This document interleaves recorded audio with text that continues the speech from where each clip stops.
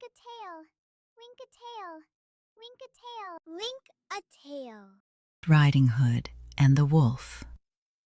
Once upon a time, in a quiet little village, there lived a kind little girl named Little Red Riding Hood.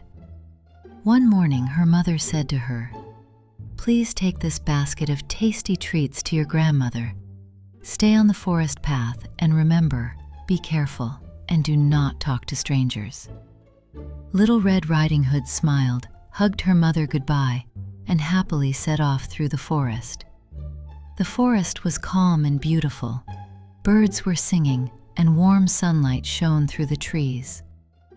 Suddenly, Little Red Riding Hood met someone she had never seen before. It was a wolf who spoke in a calm and friendly voice. "Good morning, Little Red Riding Hood," said the wolf. "Where are you going today?"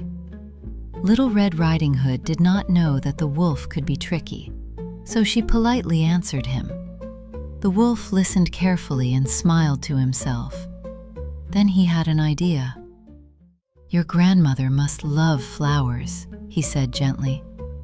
"Why don't you pick some for her?" Little Red Riding Hood thought this was a wonderful idea. She stepped off the path to gather flowers, while the wolf quietly walked toward Grandma's house. Grandma's little house was not far away. The wolf arrived first and knocked on the door. Soon the house became very quiet. When Little Red Riding Hood finally arrived, she saw her grandmother resting in bed. "Grandmother," she said kindly, "what big ears you have." "All the better to hear you with," replied the wolf. "And grandmother, what big eyes you have." "All the better to see you with," said the wolf. "And grandmother, what big arms you have." "All the better to catch you with." Just then, something surprising happened. A friendly hunter heard the noise and rushed inside the house. He immediately understood that something was wrong. The wolf became frightened and ran away into the forest, never to return again. Grandmother was safe, and Little Red Riding Hood felt relieved. They were all happy that everything had turned out well.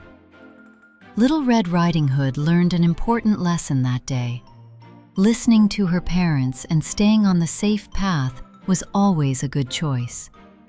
She returned home safely, and from that day on, she was always careful in the forest. And they all lived happily ever after.